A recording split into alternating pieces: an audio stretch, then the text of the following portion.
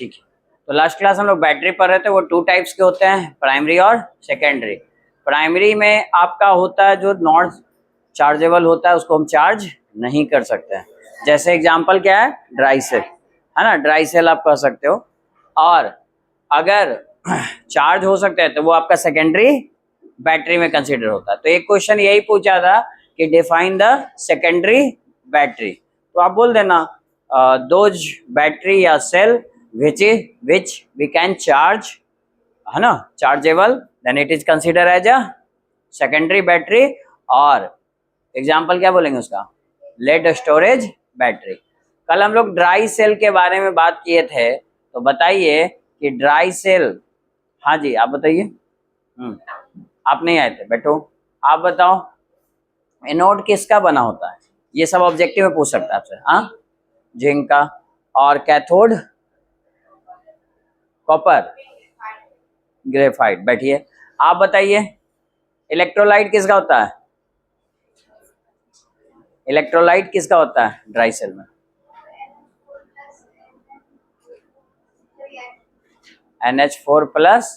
नहीं, वो इलेक्ट्रोलाइट नहीं है, वो तो पूरा आप रिएक्शन बोल रहे हो। इलेक्ट्रोलाइट कौन होता है जी, zinc chloride plus ammonium chloride. बैठो, ठीक है। और एनोड और कैथोड, कैथोड का एनोड का तो रिएक्शन आसानी से बता सकते हो, जिंक लॉस करेगा। कैथोड का रिएक्शन थोड़ा याद करना, और उन दोनों रिएक्शन को जोड़ देंगे तो क्या मिल जाएगा हमें, सेल रिएक्शन। तो आज हम बात करते हैं, तो उसमें उसको चार्ज नहीं किया जा सकता, इस तरह से बनाया जाता है, क्योंकि जिंक का जो एलिमेंट होता है वो क्लोराइड हो जाएगा, वो एक तरह से जिंक लॉसेस करते जाएगा, और Zn+2 क्योंकि फॉर्म में चेंज होगा, तो फाइनली ऑक्सीडाइज होने के कारण वो क्या हो जाएगा, क्लोराइड, और एक टाइम के बाद वो सप्लाई देना बंद कर देगा।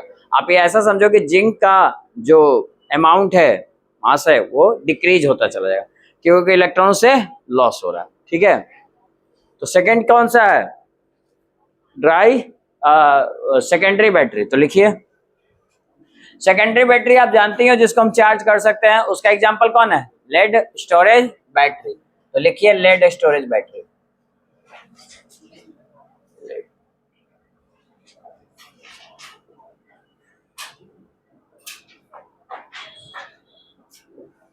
देखिए जितना इन्वर्टर में और आपका व्हीकल्स में है ना, कार बैटरी चाहे इन्वर्टर बैटरी, ये सब किसके बने होते हैं, लेड स्टोरेज का। इसका फिक्स वोल्टेज होता है, तो 12 वोल्ट से भी तक का यूज किया जाता है, या उससे ज्यादा भी, जैसा जरूरत रहा उस हिसाब से हम बैटरी लेते हैं। ठीक है, और यहाँ पे अगेन आप नाम में ही छुपा हुआ है, कौन होगा जी, लेड आपका एलिमेंट यूज होगा बैटरी को बनाने के लिए, है ना। मोबाइल में लिथियम के आयन होता है, सुना होगा आपने लिथियम आयन, अगर उसका स्पेसिफिकेशन देखते हो मोबाइल जो खरीदते हो तो बैटरी में लिखा रहेगा 500 mAh, वो लिथियम आयन बैटरी होती है, यानी लिथियम का यूज करते हैं। बट इसमें कौन सा यूज करते हैं, लेड, है ना। और लेड यूज करते हैं एज अ एनोड, कैथोड पे क्या यूज करेंगे, लेड ऑक्साइड। ठीक है, और इलेक्ट्रोलाइट इसमें कौन होता है पता है तुम लोगों को, तुमने वो पानी भरा है ना, कहता ना कि काम नहीं अच्छे से कर रहा है, चार्ज अच्छे से नहीं कर रहा, तो उसमें वाटर, हम डिस्टिल वाटर लाते हैं, उसमें सल्फ्यूरिक एसिड डाइल्यूटेड फॉर्म में प्रेजेंट होता है, यानी इलेक्ट्रोलाइट कौन है, डाइल्यूट सल्फ्यूरिक एसिड, ये यूज करते हैं एज ए इलेक्ट्रोलाइट। जब जब देखना बैटरी अच्छे से फंक्शन नहीं कर रहा है, चार्ज कम दे रहा है, सप्लाई कम देर तक दे रहा है, तो उसका चेक किया जाता है कि वाटर कहीं कम तो नहीं ना हो गया। वो वाटर में एक्चुअली क्या मिला रहता है, सल्फ्यूरिक एसिड, और यही जो सल्फ्यूरिक एसिड है यही आपको चार्ज करने में मदद करता है, ये केमिकल्स। ठीक है, तो आप 2 लाइन लिखो इसके बारे में, लेड स्टोरेज बैटरी के, है ना। लिखिए in lead storage battery, in lead storage battery anode is made up of, anode is made up of, anode is made up of lead, PB से डिनोट करते हैं, प्लम्बम भी बोलते हैं इसको, है ना। And cathode is made up of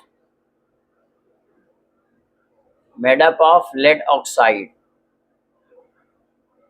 PbO2, ठीक है।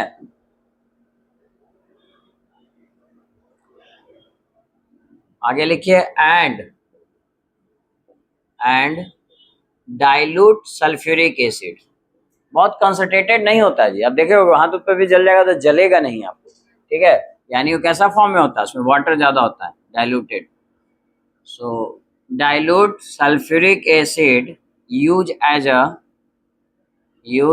अ इलेक्ट्रोलाइट। इलेक्ट्रोलाइट की तरह कौन यूज करेंगे जी, डाइल्यूट सल्फ्यूरिक एसिड।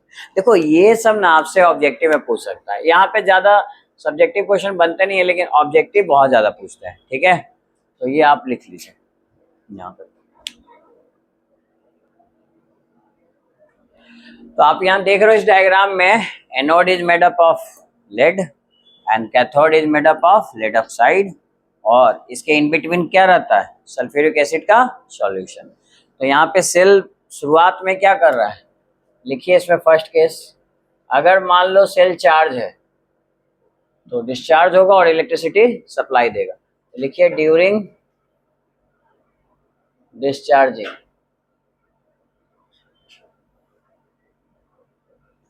मतलब जब वो डिस्चार्ज हो रहा है तो कौन सा रिएक्शन होगा। अच्छा उस दौरान आप समझ रहे हो मतलब क्या होगा जी, सेल इज वर्किंग, सेल अपना काम कर रहा है।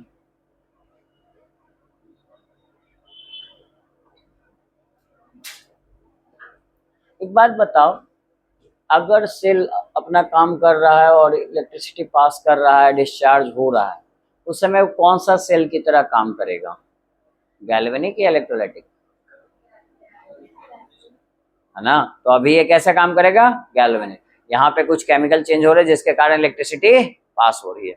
चलिए ठीक है, तो एट एनोड,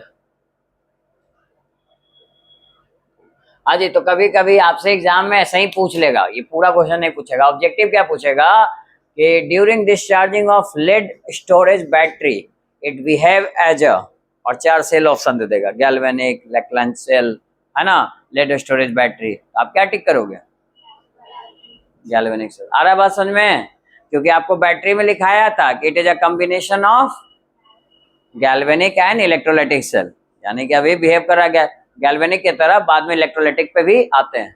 तो शुरुआत में ये बिहेव करेगा एज अ गैल्वेनिक सेल।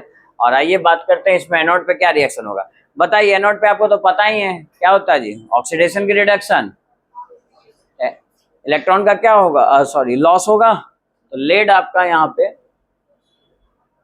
पे जो इलेक्ट्रोलाइट है ना, ये सल्फेट में टूटता है और यही इलेक्ट्रॉन लॉस करता है, मेन रोल इसी का है, ठीक है। तो ये आपका करेगा तो किस में चेंज हो जाएगा, PbSO4। बस साफ है, ये 2 इलेक्ट्रॉन लॉस करके दोनों कंबाइंड होकर न्यूट्रल फॉर्म में आ जाएगा, ठीक है। तो ये हो गया तुम्हारा एनोड रिएक्शन। अब हम लिखते हैं कैथोड रिएक्शन। कैथोड पे कौन है जी, लेड ऑक्साइड यानी PbO2। अगेन इससे भी सल्फेट कंबाइन होगा, लेकिन सल्फेट से और मतलब सल्फ्यूरिक एसिड से एच आयन भी निकलेगा। तो एच आयन के बारे में लिखिए 4H आयन प्लस, ये कितना इलेक्ट्रॉन गेन करेगा जी, तो जितना ये लॉस किया वही ना ये गेन करेगा, तो 2 इलेक्ट्रॉन गेन करेगा और ये कन्वर्ट हो जाएगा अगेन PbSO4 और फिर 2 मॉलिक्यूल ऑफ वाटर भी मिलेगा। ये है तुम्हारा एनोड और कैथोड का रिएक्शन, ठीक है। तो रिएक्शन थोड़ा सा ध्यान रखना कैसे लिखते हैं, ठीक है, लिख लीजिए। हालांकि अब इतने क्वेश्चन तो इस पर नहीं पूछे जाते हैं, लेकिन फिर भी एक बार लिखने की प्रैक्टिस कर लेना, उससे याद रहेगा। पहला एनोड तो याद रहेगा जी, सल्फेट आयन लॉस किया इलेक्ट्रॉन। दूसरा लेड ऑक्साइड था और सिमिलर है सल्फेट सल्फेट। और आप पे बताओ H2SO4 है ना जी, ठीक है। तो 2 आप ये मॉलिक्यूल ले चुके हो, तो ये कितना हो जाएगा, 2 लगा दो आगे। ये 2 मॉलिक्यूल लिए थे, दोनों नहीं 4, 4H प्लस आयन आएगा, वही लिखे 4H प्लस आयन। और 2 चूंकि ये 2 इलेक्ट्रॉन लॉस कर रहा है, ये गेन करेगा और ये भी किस में चेंज हो जाएगा, lead sulphate plus water molecule.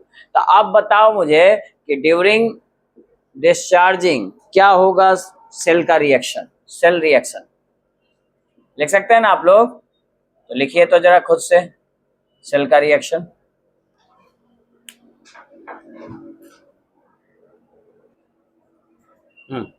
चलिए रिएक्शन हम ऐड करते हैं, ये दोनों कैंसिल आउट हो जाएगा। अब आप बस लिख लीजिए, ये lead plus lead oxide, sulphate ion कितने हो जाएंगे 2SO4 2 minus plus 4H plus, और इधर क्या हो जाएगा जी PbSO4 कितने हो जाएंगे 2 मॉलिक्यूल्स और 2 मॉलिक्यूल्स ऑफ वाटर। ये रिएक्शन आया है सबका, कोई दिक्कत? तो आप देख रहे हो during charging sulphate ions participate in the reaction, reaction में पार्टिसिपेट कर रहा है, तो एज अ रिजल्ट क्या होगा इसका result, density of sulphuric acid will be decrease. भाई इसका ये जो इसका सॉल्यूशन है, जो गाढ़ापन वो खत्म होता जाएगा, मतलब ये कम हो जाएगा, कुल मिला के कंसंट्रेशन इसकी कम हो जाएगी। तो इसको नीड पड़ेगा, जरूरत पड़ेगा क्या, चार्जिंग की। तो चार्जिंग करने के लिए या हमें नीड है किसकी, सल्फेट आयंस की और जरूरत है। तो सल्फेट आयंस और जरूरत है तो हम उसको रीजनरेट करते हैं। तो रीजनरेट करने के लिए क्या करेंगे, है ना, डायरेक्शन ऑफ करंट को रिवर्स करना होगा। भाई इधर से इधर अब आएगा, ये टूटेगा तो नहीं रीजनरेट हो रहा है। तो इसके लिए या जब हम डायरेक्शन ऑफ करंट रिवर्स करेंगे तो ये कैसे बिहेव करेगा, एज ए इलेक्ट्रोलाइटिक सेल। इस बात को 2 लाइन लिखो यहाँ पे, लिखिए, यहाँ तक लिख चुके सब लोग, तो लिखिए during discharging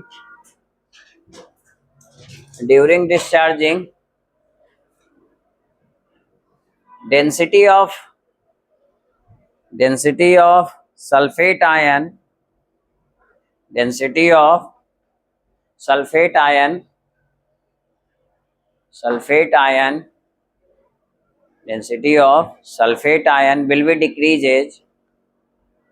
will be decreases as a result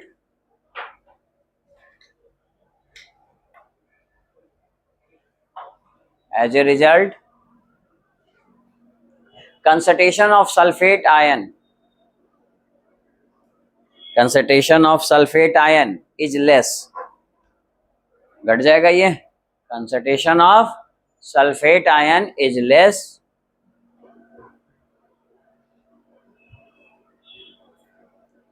फिर हमें क्या जरूरत पड़ेगी, लिखो आगे, therefore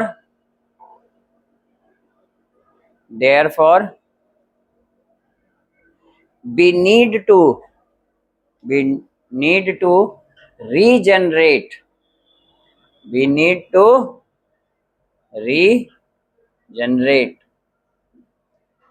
regenerate of sulfate ion। Sulphate ion को रीजनरेट करना है तो कैसे करेंगे, बाई अप्लाइंग, इसको पावर सर्किट से लगाते हैं ना, जुड़ते हैं ना, so by applying electricity.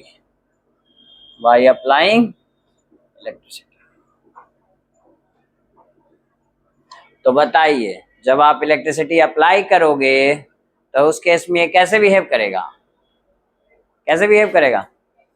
Electrolytic cell. तो आप चाहो तो ये भी लाइन लिख लो, hence it behave as a electrolytic cell. यहाँ पे अब इलेक्ट्रिसिटी अप्लाई कर रहे हैं तो ये कैसे बिहेव करने वाला है, इलेक्ट्रोलाइटिक। तो आपको पता चल गया ना, ये ऑब्जेक्टिव में पूछा हुआ है क्वेश्चन है जी, इलेक्ट्रोलाइटिक सेल की तरह कब बिहेव करता है, तो आप बता देना व्हेन सेल इज चार्जिंग और डिस्चार्जिंग। बताओ, चार्जिंग है ना, सेल इज नॉट वर्किंग, उस समय तक वो काम नहीं कर रहा है, वो चार्ज हो रहा है, ठीक है। तो बताओ अगर इलेक्ट्रोलाइटिक सेल होगा तो आपको पता है दोनों में क्या अंतर है, क्या होगा जी, डायरेक्शन ऑफ रिएक्शन रिवर्स हो जाएगा। तो लिख लो, नेक्स्ट लाइन में लिखो, it behave as a electrolytic cell, as a result direction of reaction, आगे लिखो, इतना लिखे ना, behave as a electrolytic cell, as a result direction of reaction is reverse, तो बताओ रिएक्शन क्या होगा जी, रिएक्शन इज रिवर्स। कब होगा? जब आप उसको इलेक्ट्रिसिटी से जोड़ोगे। लेकिन इससे फायदा क्या होगा? डायरेक्शन रिवर्स करके लिखो तो क्या लिखेंगे हम इसे? PbSO4 plus 2 molecule of water. ठीक, ये वाला इधर आ जाएगा, ये इधर चला जाएगा, तो क्या बनेगा? Pb plus PbO2 plus sulphate ion and 4H plus. आया समझ में? तो ये रिएक्शन नहीं रटना है ये वाला, क्योंकि ये जस्ट इसका अपोजिट लिखना है। ये आपको याद है, ये उलट के लिख दो, है ना? तो ये कब होता है जी? ये रिएक्शन कब होता है बताओ? During charging. सेकंड केस लिख लो, ड्यूरिंग चार्जिंग। सेकंड केस इसी में छोटा सा लिख दीजिएगा। ये हम बात कर रहे हैं ड्यूरिंग चार्जिंग, जब हम बैटरी को चार्ज कर रहे हैं तब की बात। बोलिए, कोई दिक्कत? ठीक है, इसे लिख लीजिए।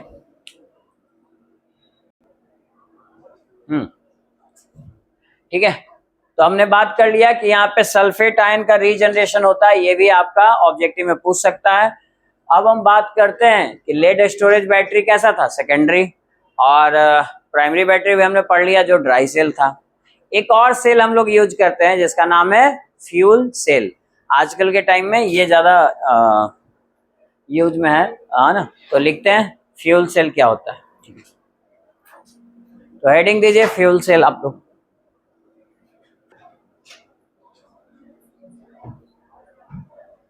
हाँ जी, लिखिए। It is use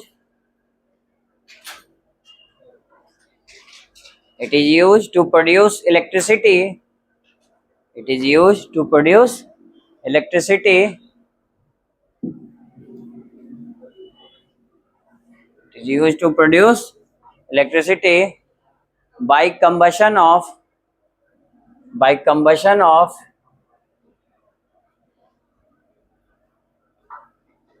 By combustion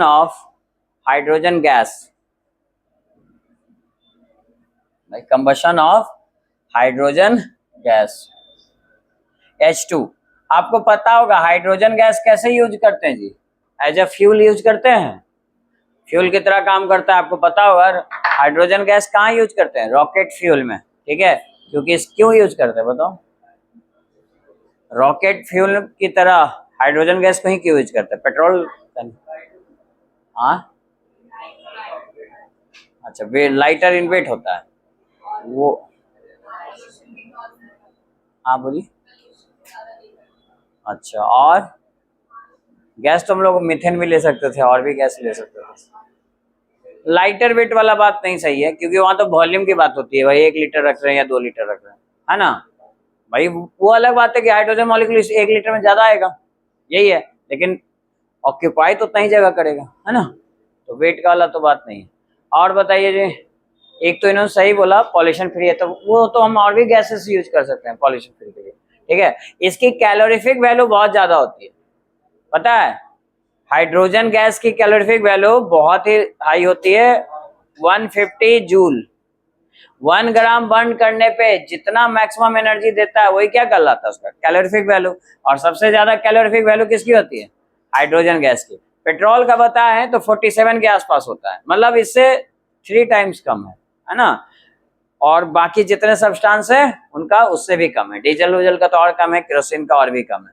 even आप खाने पीने वाली चीजें होती है ना, उससे भी कैलोरी मिलता है ना, है ना? तो उसमें भी आप बता सकते हो कि किसकी कैलोरीफिक वैल्यू ज्यादा होगी। ड्राई फ्रूट्स वगैरह से एनर्जी ज्यादा मिलती है कि नहीं मिलती है? तो उसकी कैलोरीफिक वैल्यू ऑफकोर्स ज्यादा होगी। आ रहा है बात समझ में? घी, इनसे भी कैलोरीफिक वैल्यू काफी ज्यादा होती है, 32 के आसपास होती है। बट मिल्क और इन सब का कैलोरीफिक वैल्यू कम होता है, इनसे कम एनर्जी मिलता है। तो हाइड्रोजन को यूज कर रहे हैं कैसे? एज अ हाइड्रोजन को एज अ फ्यूल की तरह या रॉकेट फ्यूल की तरह इसलिए यूज कर रहे हैं क्योंकि ये बहुत लार्ज अमाउंट में एनर्जी दे रहा है। भविष्य में देखा जा रहा है फ्यूचर के तौर पे कि आपका हाइड्रोजन जो गैस ही है, इसी से गाड़ियां चलेंगी, और इस पे भी रिसर्च चल रहे हैं, बहुत जगह गाड़ियां बनी हैं इस पे। हाइड्रोजन गैस तो आसानी से मिल जाएगा जी। वाटर को आप क्या करो, डिकम्पोज कर दो, हाइड्रोजन गैस मिल जाएगा, और उससे एनर्जी। लेकिन वो एनर्जी इतनी ज्यादा है कि उसको कंट्रोल करना मुश्किल है। अब कंट्रोल करने के लिए जो इक्विपमेंट्स लगाए गए हैं वो करोड़ों में, उसका दाम बहुत बढ़ जाता है कंट्रोल करने के लिए।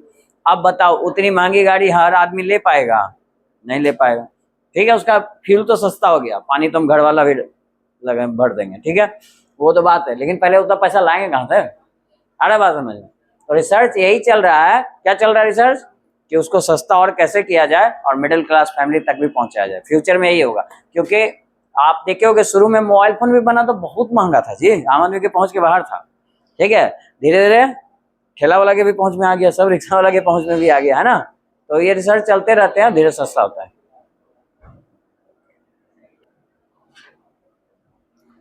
तो देखिए फ्यूल सेल में हाइड्रोजन ऑक्सीजन फ्यूल सेल है, जिसमें आपका पोरस कार्बन रॉड होते हैं या ग्रेफाइट रॉड कहते हैं इसको, ये पोरस, जहाँ से कि ऑक्सीजन और हाइड्रोजन की सप्लाई होती है और पोटेशियम हाइड्रोक्साइड यूज किया जाता है एज इलेक्ट्रोलाइट। ठीक है, यहाँ पे कंबशन होता है जिसके थ्रू इलेक्ट्रिसिटी डेवलप की जाती है, प्रोड्यूस की जाती है। और यह रहा यहाँ पे एनोड और कैथोड का रिएक्शन। ठीक है, इसको याद रखना होगा। और बाकी आप जब सेल रिएक्शन लिखोगे तो देखो क्या आएगा, बताओ, ये दोनों कैंसिल आउट हो जाएगा। ठीक है, इधर कौन बचेगा? 2H2 और O2, और इधर क्या आएगा final reaction? 4 molecule of water है, ये इससे जाके सब्ट्रैक्ट हो जाएगा, यानी एक्चुअली 2 मॉलिक्यूल ऑफ वाटर आएगा। तो बताओ, ये रिएक्शन तो तुम लोग जानते ही हो, जहाँ हाइड्रोजन और ऑक्सीजन रिएक्ट करता है तो वाटर का फॉर्मेशन होता है। वही ना लिख रहे हैं जी, कोई नया लिख रहे हैं क्या? हाइड्रोजन ऑक्सीजन का कॉम्बिनेशन से लिखते हैं। तो सुनिए एक बात, एग्जाम में अगर ये आ गया तो डायग्राम तो बना लेना, ये तो आसान है। ठीक, दूसरी बात, अगर आपको रिएक्शन याद है तो ठीक है, नहीं तो आप सीधा ओवरऑल रिएक्शन लिख के चलना, आपको मार्क्स मिल जाएंगे, इतना काफी है जी। आप फ्यूल सेल का डिफिनेशन लिखें कि किस लिए यूज करते हैं, कंबशन के द्वारा इलेक्ट्रिसिटी प्रोड्यूस करते हैं। दूसरा, आपने डायग्राम भी बना दिया, आपने ओवरऑल रिएक्शन तो आसानी से लिख सकते हो, हाइड्रोजन ऑक्सीजन का रिएक्शन। तो इससे भी आपका 3 पॉइंट लिख दिया, आपको 2 मार्क्स का आएगा, आराम से 2 मार्क्स मिल जाएगा। तो आप अगर एनोड कैथोड रिएक्शन याद है तो ठीक है, नहीं तो स्किप कर सकते हो, आप डायरेक्ट ये लाइन लिख देना। ठीक है, अगर 2 मार्क्स में ये क्वेश्चन आता है तो। बात समझ में आ रहा है? ठीक है, तो ये था तुम्हारा लास्ट टॉपिक इस चैप्टर का, सेल फ्यूल सेल या हाइड्रोजन ऑक्सीजन सेल। ठीक है, और यहाँ तक वही हम सेकेंडरी बैटरी तो आप समझ ही रहे हो, लेड स्टोरेज बैटरी के बारे में बात कर चुके हैं। बैटरी कंप्लीट होता है और ये चैप्टर भी कंप्लीट होता है electrochemistry. Next chapter chemical kinetic हम लोग नेक्स्ट क्लास से करेंगे। अभी हम जहां तक लास्ट समरी लिखे हैं उसके आगे लिख लेते हैं। ठीक है, तो बताइए कहाँ तक लास्ट लिखे हैं समरी जी इस चैप्टर में? हाँ, electric energy convert into chemical energy, और इसमें क्या होता है जी? केमिकल ड्राई सेल, है ना, chemical energy convert into electric energy.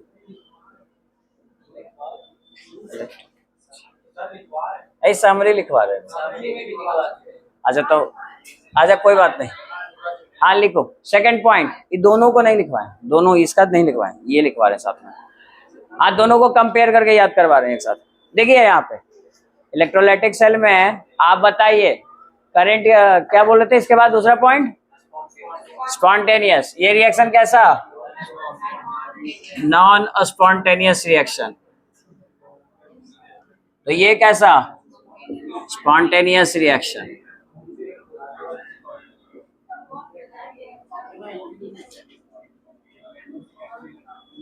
अरे लिखो चुपचाप से, ये लिखा है, ये नहीं लिखवा है, इलेक्ट्रोलाइटिक सेल तो अभी पढ़े हुए क्या। लिखो थर्ड। हाँ, थर्ड पॉइंट जैसा इन्होंने बताया, एनोड और कैथोड, है ना, एनोड और कैथोड। बताइए एनोड के टर्मिनल कैसा होता है, कैथोड टर्मिनल कैसा होता है? हाँ जी बताइए, इसमें चार्ज, इसमें एनोड पॉजिटिव और इन कैथोड नेगेटिव, और इसमें बताओ तो एनोड कैथोड, एनोड नेगेटिव, ठीक, और कैथोड कैथोड पॉजिटिव। अच्छा एक बात बताओ, यहाँ पे जो रिएक्शन होगा एनोड पे, इस एनोड पे कौन सा रिएक्शन बोलो? ऑक्सीडेशन की रिडक्शन, ऑक्सीडेशन, ऑक्सीडेशन, और इधर यहाँ पे रिडक्शन, बोलो कोई दिक्कत नहीं। अच्छा इसमें बताओ इस एनोड पे कौन सा रिएक्शन, और इसमें मैंने बोला था रिएक्शन कभी चेंज नहीं होता है। टर्मिनल चार्ज भले चेंज होगा लेकिन एनोड पे हमेशा क्या होगा, ऑक्सीडेशन, और कैथोड पे हमेशा क्या होगा। इस बात को अच्छे से लिखिए, इसीलिए इसको मैंने आपको किस फॉर्म में लिखाया है, समझ में आ रहा है आपको किस फॉर्म में लिखाया है, आपको टेबलर फॉर्म में लिखा रहा हूं ताकि आपको याद रहे। ये अभी लिख रहे हैं, ये पहले लिख चुके हैं, ठीक है। अब बताइए फोर्थ डिफरेंस इसके अलावा कौन बता सकता है, ये भी लिखा है, बोलो जल्दी से, हाँ बोलो।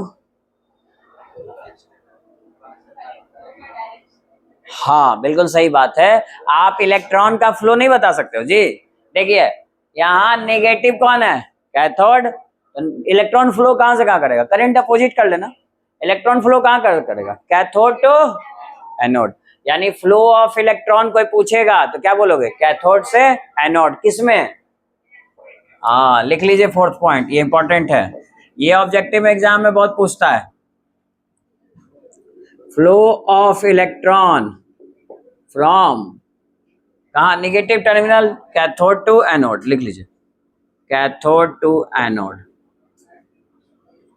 लेकिन एक वर्ड यूज कर सकते हो इसमें, बाई एक्सटर्नल या एक्सटर्नल सप्लाई, यहां से सप्लाई नहीं करते हैं जी, बाई एक्सटर्नल सप्लाई, बाहर से नहीं इलेक्ट्रिसिटी सप्लाई दे रहे हैं, ठीक। तो करंट का डायरेक्शन अपोजिट कर लेना। खैर इसमें पूछेगा तो फ्लो ऑफ इलेक्ट्रॉन किधर से किधर बताइए, flow of electron from anode to, क्योंकि एनोड नेगेटिव है, anode to cathode, anode to cathode.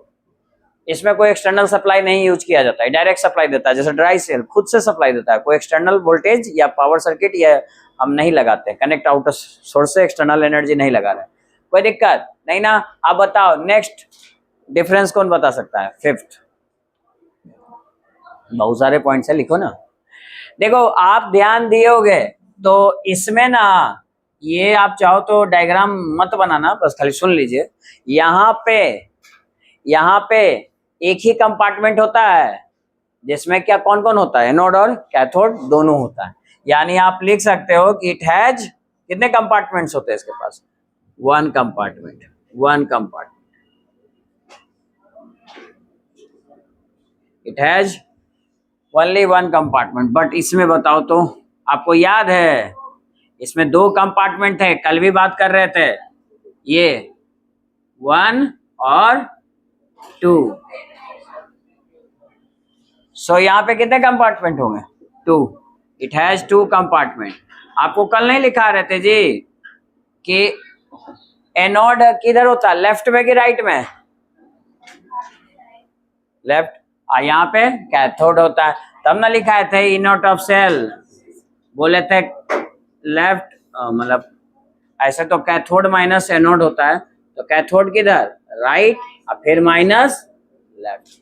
तो ये सब डायग्राम दिमाग में रहेगा ना, तो ये बात भूल भी जाओगे तो आप लिख सकते हो, आ रहा है समझ में। तो इसीलिए समरी में हम आपको एक जगह दोनों को समराइज करके लिखवा दिए, ठीक है, कोई दिक्कत। एनोड पे हमेशा कौन सा रिएक्शन, चाहे इसका हो चाहे इसका हो, क्योंकि यहाँ पे भी एनोड होता है और ये कैथोड होता है, हमेशा एनोड को लेफ्ट में लिखते हैं और कैथोड को राइट में, और ये रहा इसका वैल्यू। तो आप ये सब लिख लो और कंपेयर करके लिखो तो आपको लॉन्ग टर्म तक याद रहेगा कि भाई ये इसका अपोजिट होता है, इसलिए एक जगह लिखा है, आपको यही 3 पॉइंट लिखा था, इसके बाद का पॉइंट इधर से लेके मैंने कंपेयर किया।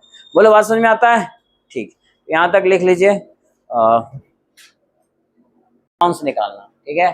चलिए देखिए फ्राइडे फर्स्ट लॉ पे तो ये क्वेश्चन आएगा, मास कितना डिपोजिटेड हो रहा है, ये रहा क्वेश्चन।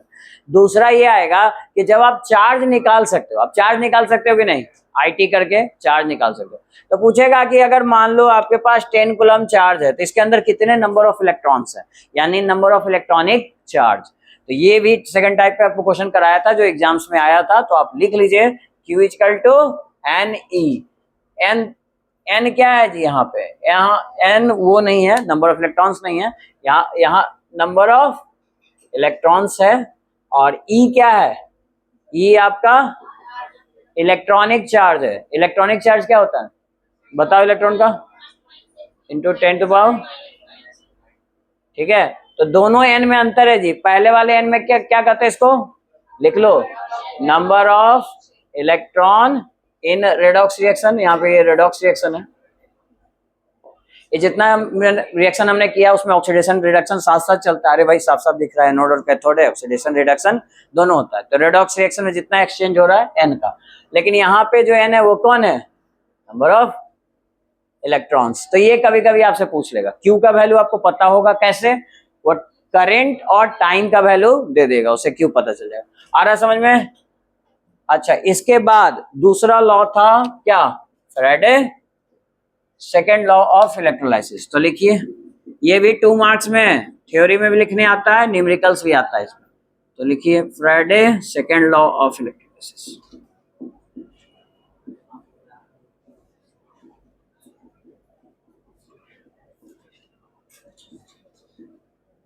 अब मुझे बताइए कि फैराडे सेकेंड लॉ क्या है। हाँ आप बताओ। तो लिखिए Faraday second law of electrolysis simple सा है, क्या जी, नंबर ऑफ इलेक्ट्रॉन्स, ये किसके डायरेक्टली प्रोपोर्शनल होगा, charge flow in the circuit. और एक एग्जांपल लिख लो जो कि बड़ा कॉमन है, जो बहुत ज्यादा पूछता है, वो एल्युमिनियम का है।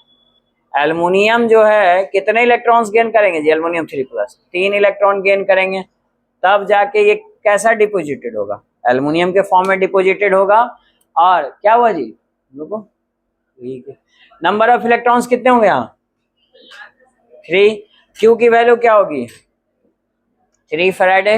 अब मुझे एक बात बताओ, यहाँ पे ये कितना मोल है, कितना मोल सब्सटेंस है, 1 मोल। कभी कभी आपको ये मास में दे देगा कि इतना ग्राम एल्युमिनियम डिपोजिटेड होने में चार्ज की वैल्यू क्या होगी, और इसके लिए आपको मोल को मास में बदलने आना चाहिए। तो वो भी फॉर्मूला लिख लीजिए, मोल इक्वल टू क्या पढ़े हो, given mass by molar mass.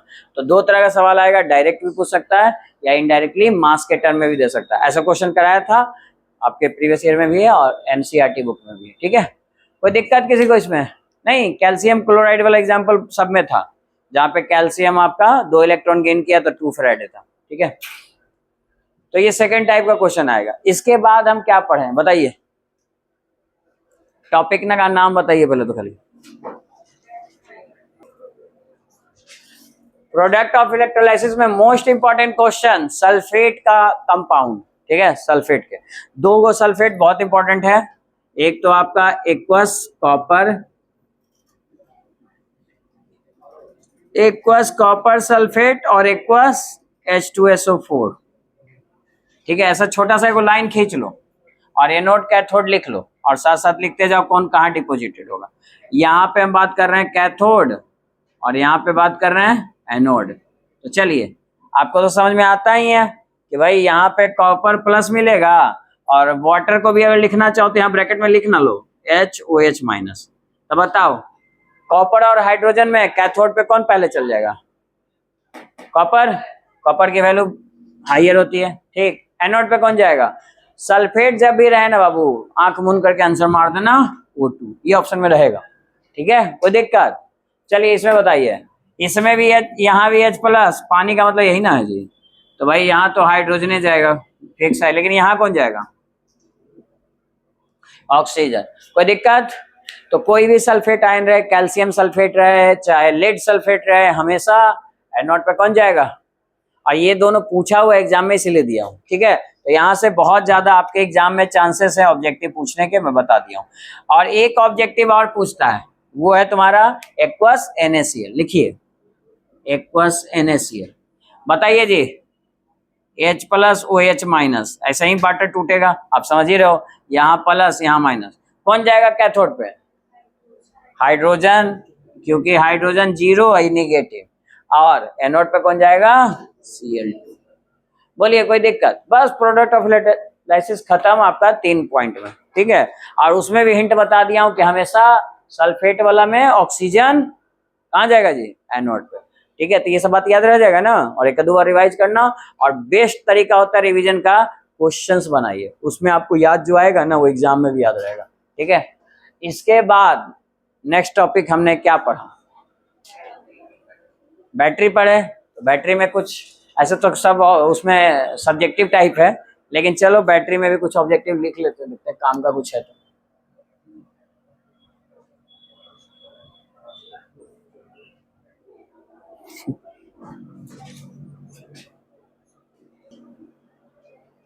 कम से कम ये तो याद रहना चाहिए कि लेड स्टोरेज बैटरी में जो हम लोग इलेक्ट्रोलाइट यूज करते थे वो क्या था। हाँ, ये बैटरी में पानी नहीं डालते, वो सल्फ्यूरिक एसिड मिक्स होता है उसमें। ठीक है, खैर आइए, नाम में ही लेड, अरे एक एक आंसर तो यही छुपा हुआ है जी, लेड। तो ये लेड होगा, ये लेड ऑक्साइड, कम से कम एक को तो लिखते हैं। चलिए, इसमें बताइए एनोड किसका होता है, जिंक का, और कैथोड ग्रेफाइट रॉड होता है। हाँ, ग्रेफाइट रॉड। और इलेक्ट्रोलाइट किसका होता है, ZnCl2 प्लस NH, यही होता है ना। तो ये सब कभी कभी आपको ऑब्जेक्टिव में पूछ सकता है। साथ में आप ये याद रखो कि जो लेड स्टोरेज बैटरी है वो कैसा सेल है, सेकेंडरी या प्राइमरी, सेकेंडरी सेल है। तो सेकेंडरी सेल है यानी चार्जेबल है। तो बताइए, उसमें आप याद रख सकते हो कि ड्यूरिंग चार्जिंग कैसे बिहेव करता है ये इलेक्ट्रो। अब ये रटना नहीं है, ये चार्ज कर रहे हैं ना जी, उसको चार्ज करने के लिए क्या करते हैं, पावर सप्लाई से जोड़ते हैं, तो एक्सटर्नली एनर्जी आ रहा है, मतलब इलेक्ट्रोलाइटिक सेल। तो बाय डिस्चार्जिंग में क्या करेगा, इसका उल्टा, गैल्वेनिक सेल।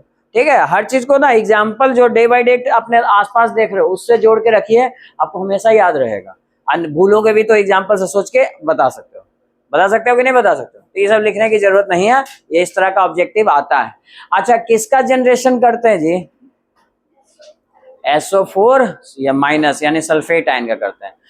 इसमें ये भी एक क्वेश्चन आपका ऑब्जेक्टिव में पूछा हुआ है। ठीक है, तो यही तक था तुम्हारा सिलेबस। नेक्स्ट क्लास से आप कल इसका अच्छे से टेस्ट दीजिए। नेक्स्ट क्लास से हम लोग नेक्स्ट चैप्टर यानी केमिकल काइनेटिक पढ़ेंगे। ठीक है, वो भी बड़ा आसान सा चैप्टर है। ठीक है।